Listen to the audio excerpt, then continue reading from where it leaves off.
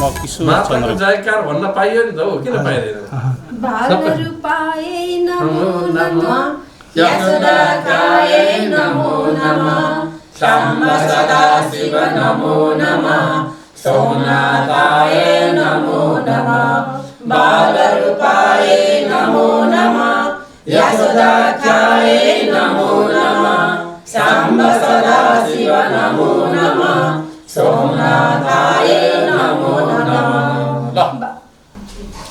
परशुरामजी तपाईँले जुन प्रश्न सोध्नुभयो यो बहुत राम्रो प्रश्न तपाईँले सोध्नुभएको छ। गुरुजी खर्सानी हवन किन गरिन्छ? सबै चिजको आफ्नो आफ्नो महत्त्व छ। जसरी हाम्रो पाठ पूजा दान धर्म कर्मादिको अनुसरण गर्ने हाम्रो धर्मले हामीलाई यही आचरण सिकाएको हुँदा अब हामीले के गर्ने के नगर्ने भन्ने कुरामा सबैले सचेत हुन जरुरी छ। जसरी घरमा सामान्य दुःख कष्ट पीडा हुँदाखेरि हामीलाई जसरी ऋषि मुनिहरूले चाहिँ जसरी हामीलाई कर्मको बारेमा सिकाएको छ, जसरी पाठ पूजाले व्रतले होम यज्ञादिले सम्पूर्ण हाम्रो कलेशहरू दूर हुन सक्छ, कष्टहरू निवारण हुन सक्छ।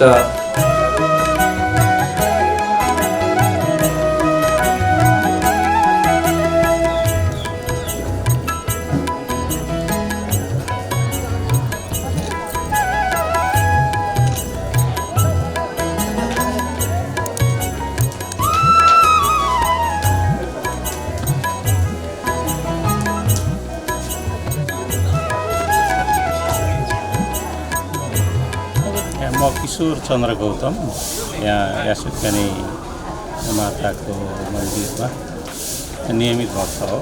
करिब 1.5 दशकदेखि म यहाँ नियमित रूपमा आइरहेको छु।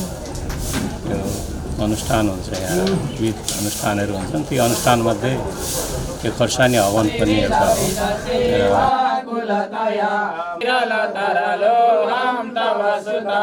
मदीयोऽयं त्याग समुचितमिदं नो तव शिवे कुपुत्रो जायेत क्वचिदपि कुमाता न भवति दुर्धारिणि शिवे कुपुत्रो जायेत।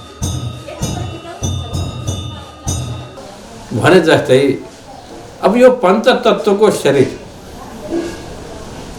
पञ्चतत्त्व भनेका हामीसँग रहेको वेदहरूले हामीलाई सिकाएको कर्मकाण्ड भनेको पञ्चतत्त्वमा रहेर बनेको पूजा कर्म पाठ दान धर्म होम आदि यी सबै कर्म हाम्रो पञ्चतत्त्वभित्रमै परेको छ। यो पञ्चतत्त्व कहाँ छ त?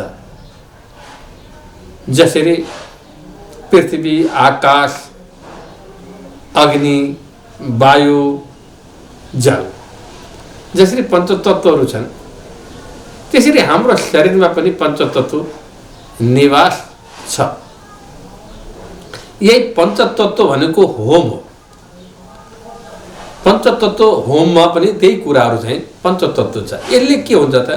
हामीमा भएको विकृति विसङ्गति जति पनि हामीमा भएको दुराचार पापाचारलाई कष्टलाई निवारण गर्न सक्नको लागि हामीले यी प्रयोगलाई बढी हामीले चाहिँ के छ ध्यान दिनुपर्छ। हामी जसरी मातृशक्ति मान्छौँ पितृशक्ति मान्दछौँ त्यसरी हामी देवताहरू पनि हाम्रो मातृशक्ति छन् पितृशक्तिहरू भएर बसेका छन्। यी सबैलाई जसरी हामी खाना जसरी हामी भोजन अन्न फलफुल जसरी हामी खाए जस्तै भगवानलाई चाहिँ के गर्ने त? पूजा पाठ गरे जस्तै होमादि यज्ञादि पनि एउटा चाहिँ हाम्रो पञ्चकर्म हो।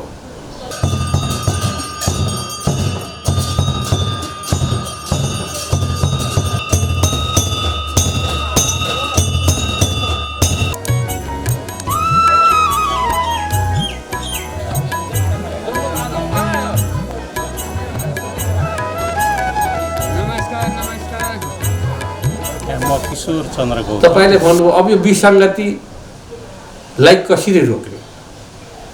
जस्तो खोर्सानीमा त एउटा यस्तो चिज छ, यस्तो राग छ, उसमा राग पनि छ, पिरो पनि छ। यसले के हुन्छ त भन्दा यसको जस्तो किसिमको यसको चाहिँ के छ भने चिज छ यसमा, यसले विसङ्गतिहरूलाई, वातावरणहरूलाई शुद्ध गराउन सक्ने यसमा चाहिँ त्यो प्रक्रिया भएकोले खोर्सानीको हवनले जसरी रिस, राग, द्वेषलाई मार्न सकोस्, यी चाहिँ हट्न सकुन् भन्नको लागि खोर्सानी हवन गरिन्छ। किनभने कसैलाई पहिलेको हाम्रो चलन थियो, भाउबाजुको चलनमा खोर्सानी यसो गन्ध लगायो भने पनि अलिकति डढाइदियो भने पनि यही बोक्सी लाग्दैन, नजर लाग्दैन, त्यो दोषहरू हट्न सक्छ भन्ने। किन त्यसको राग हो।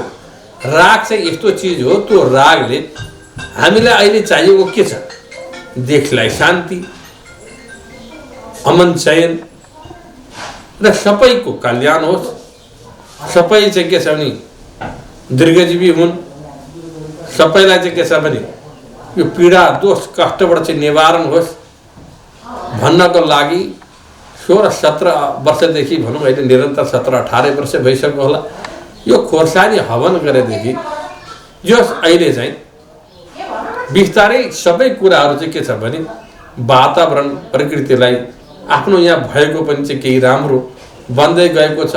धेरै भक्तहरूको चाहिँ के छ रोग कष्टहरूलाई पनि आफैले ठुल्ठुला रोग व्यथाहरूलाई पनि के छ भने यसको द्वारा 1 वर्षमा गरेको द्वारा सबैको कष्टको निवारण गर्नको लागि यसले मलाई चाहिँ धेरै सहायता यसबाट मैले पाएको छु। किन यो पञ्चतत्त्वलाई यसले चाहिँ आखिर सिर्जना गर्दो रहेछ। पञ्चतत्त्वलाई चाहिँ यसले लीन गराएर सबैलाई चाहिँ के छ भने भक्ति भावलाई जगाउन सक्दो रहेछ। मैले गरिदिएको कार्यबाट मलाई पनि सफलता मिले जस्तो भएको छ। त्यसैले यसले चाहिँ के छ भने अब सबैलाई कल्याण होस्, यो सबैको लागि राम्रो होस्।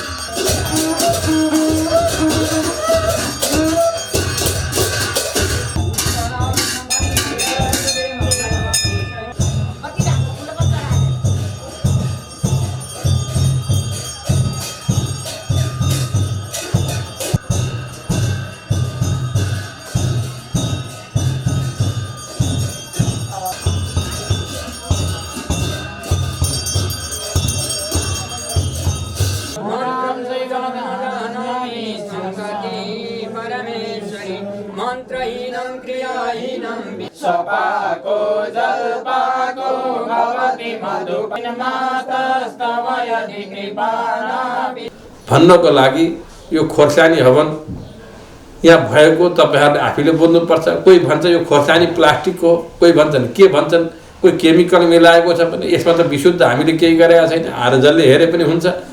हामीले शुद्ध यहाँ भएको के छ भने तेलहरू, जेसुको तेल मिले पनि हुन्छ, तोरीको तेल दिए पनि हुन्छ, सनफ्लावर दिए पनि हुन्छ, अथवा घिउ दिन सके घिउबाट पनि। अनि अब भगवानलाई चाहिँ चाहिने एकछिन हेर्दा त तेलहरू, गन्धहरू उनीहरू चाहिँ बहुत त्यसमा चाहिँ के छ भने खुसी हुन्छन्। अब कपुरदेखि भगवान शिवलाई खुसी पार्न सकिन्छ। स्वयं वनस्पति त आफै भइहालेन्, वनस्पति पनि एकछिन हुन्, एकछिन भनेको त्यो खोर्सानी आफै नै सही छन्। अब यी सबै त्यहाँ भएपछि त सम्पूर्ण एउटा जडीबुटी जस्तो भएर यसले चाहिँ के छ भने रोगहरू भएका सङ्कटलाई दूर गर्न सकोस्, सबैको जन कल्याण हुन सकोस् भन्ने भावना राखेर यो खोर्सानी हवन गरिएको छ। यसमा सबैजना आएर यसको विशेष बुद्धि दिएर अझै यसलाई चाहिँ के छ भने प्रभावकारी बनाएर सबै घर घरमा खुसी भएर बस्न सक्नुहोस् भन्ने मेरो एउटा शुभकामना, शुभचिन्तन मैले लिँदै आज यो यासोकिनी मन्दिरबाट सबैलाई मैले चाहिँ यो आह्वान गरेको छु। सबै आइदिनु होला, हेरिदिनु होला। बा कोही किसिमको यसमा केही छ भने कोही सुझाव छ भने पनि सुझाव पनि पाए हुन्छ, सल्लाह दिए पनि अझै राम्रो हुने थियो भन्ने मैले चाहिँ कामना पनि राखेको छु। पंकजं विघ्नेश्वराय वरदाय सुरप्रियाय लम्बोदराय सकलाय जगत्हिताय नागाननाय श्रुतियज्ञ विभूषिताय गौरीसुताय गणनाथ नमो नमस्ते। नमो नमस्ते स्फटिका प्रभाय सुशैलाराय सुमंगलाय सुभाषाय शासनाय जलाधिनाथाय नमो नमस्ते। नमस्तुभ्यं दिवाकर नमस्ते प्रभाकर नमस्तुभ्यं नसीदमं भास्कर ब्रह्मा मुरारी त्रिपुरान्तकारी भानु शशि भूमि सर्वे ग्रहाः शान्तिकरा भवन्तु। सूर्यमध्यन्दोत्सवमङ्गलं मङ्गला सदबुद्धिस्तबुधो गुरुस्तगुरुतां शुक्रं सुखं शंसनि राहुर्बाहुबलं करोतु सततं केतो कुलस्योन्नति नित्यं प्रीतिकरा भवन्तु भवते सर्वेऽनुकूलाः। शशङ्खचक्रं सकिरीटकुण्डलं सपीतवस्त्रं सरसेरुवेक्षणं सारवक्षस्थलकौस्तुभश्रियं नमामि विष्णुं ध्याये नित्यं महे संरक्षति। भगवती माताको सेवा भनौँ पूजा अर्चना गरेको मैले लगभग 17-18 वर्ष जति भयो। अब यहाँ मैले अनुभव गरे अनुसार भगवती जगत जननी भगवती माताको असीम कृपा छ। साक्षात् भगवती माता जगदीश्वरी माता हुनुहुन्छ। उहाँको शक्ति अलौकिक छ र अब यहाँ उहाँको शक्तिको साधना गर्ने साधकहरू धेरै यहाँ आउनुहुन्छ, धेरै हुनुहुन्छ। उहाँहरूको अब दिल्ली, कलकत्ता, बम्बई, उत्तराखण्डदेखि लिएर सारा इन्डिया र इन्डिया अनि विदेशदेखि पनि सम्पूर्ण भक्तहरू थुप्रै क्यानाडा, बेलायत, अमेरिकामा पनि हुनुहुन्छ। भगवती माताका भक्तहरू हुनुहुन्छ, उहाँ साधकहरू हुनुहुन्छ। उहाँहरू र नेपालका काठमाडौँबाट धेरै भक्तहरू आउनुहुन्छ। त्यसै गरी पोखराबाट आउनुहुन्छ अनि विराटनगर, बिर्तामोड, झापाका विभिन्न ठाउँहरूबाट यहाँ भक्तजनहरू आउनुहुन्छ। उहाँहरूको सम्पूर्ण मनोइच्छित मनको कामनाहरू भगवती माताका कृपाले जे चिताउनु भएको छ त्यो पुगेको नै छ होला र आउनुहुन्छ होला। अत्यन्तै भिड हुन्छ यहाँ। विभिन्न वर्षमा धेरै कार्यहरू लगभग 2 महिनामा ठुल्ठुला कार्यहरू हुन्छन्। चतुर्मासाको नवरात्रिहरू पर्वहरू हुन्छन्। त्यसै गरी लघु रुद्रीहरू हुन्छन्, चण्डी पाठहरू हुन्छन्, भागवतहरू हुन्छन्। यहाँ जति कार्य अरू मन्दिरमा हुन्छन् जस्तो मलाई लाग्दैन। प्रत्येक दिन यहाँ दुईटा कार्य दुई प्रकारले हुन्छ। फेरि कार्य गर्दाखेरि एक त वैदिक गुरुहरू राखेर गुरुहरू पण्डितजीहरूद्वारा वैदिक कार्य गरिन्छ भनेदेखि तान्त्रिक कार्य पनि हुन्छ यहाँ। अनि तन्त्रद्वारा पनि कार्य सिद्ध गरिन्छ र यहाँ चाहिँ अब म आउनुभन्दा पहिलेदेखि नै 18-19 वर्ष पहिलेदेखि नै यहाँ पहिले नै गुरुजी र प्रवक्ता हाम्रो लक्ष्मणी नेपालजीले नेपाल गुरुले भन्नुभयो कि खोर्सानी हवनको बारेमा संक्षिप्त जानकारी दिइसक्नु भएको छ। पूर्वकालदेखि नै यज्ञ आदि गराउने परम्परा हाम्रा विद्वान ऋषि महर्षिहरूले गराउँदै आएका थिए। पहिले गुरुकुलको स्थापना गरेको हुन्थ्यो। बटुकहरूलाई त्यहाँ पठन पाठन गराइन्थ्यो, आध्यात्मिक शिक्षा दिइन्थ्यो, दैनिक होम हवादी गराइन्थ्यो। अक्षरारम्भदेखि नै रुद्री, चण्डी, वेद, उपनिषद, पुराण आदि वैदिक तान्त्रिक शिक्षा दिइन्थ्यो। अहिले त्यो व्यवस्था सबै हटिसकेको छ। जब तक होम होमादि यज्ञ आदि गरिएन भने वातावरण दूषित हुन्छ। वातावरण दूषित भएपछि समय चक्र नै परिवर्तन हुन्छ। वातावरणलाई शुद्ध बनाउन चरु होम गर्नै पर्ने हुन्छ। घिउ मिश्रित चरु होम गरिसकेपछि त्यसबाट निक्लेको धुवाँबाट बादल बन्दछ, त्यसबाट चाहिँ वर्षा हुन्छ अनि पृथ्वी सस्यशालिनी धान धान्यले परिपूर्ण हुन्छन्। तर त्यो सबै अहिले हटेर गइसकेको छ। हाम्रो यो पाञ्चभौतिक शरीरमा पनि विभिन्न किसिमका विकृति र विसङ्गतिहरू हुन्छन्। ती सबैलाई नियन्त्रण गर्न र अनेक किसिमका बाधा व्यवधानहरूलाई हटाउन यज्ञ आदि गरिन्छ। त्यसैको सिलसिलामा अहिले संसारभरि बढिरहेको राष्ट्र बीचको द्वन्द्व, द्वेष, रिस, राग, शत्रुता, दुश्मनी बढिरहेको हुँदा त्यसलाई शान्त गराउन खुर्सानी होम समेत यासोकिनी माता मन्दिरमा गरिन्छ। खुर्सानी आफैमा पिरो राग भएको चिज हो। फलामलाई काट्न फलाम नै चाहिन्छ भने जस्तै राष्ट्रमा आइरहेका समाजमा परेका अनिष्टादि कार्यहरू रोक्न खुर्सानी होम गरिएको हो। माता यासोकिनी मन्दिरमा 15-16 वर्ष पहिलेदेखि अनवरत रूपमा चैत्र शुक्ल नवमीका दिन 1.25 क्विन्टल खुर्सानी होम गर्ने परम्परा गुरु गोपप्रसाद कोइरालाबाट भइरहेको छ। यस वर्ष पनि 2080 चैत्र 27 गतेबाट वार्षिक अनुष्ठान सुरु भई 2081 वैशाख 5 गते खुर्सानी होम गर्ने कार्यक्रम रहेको छ।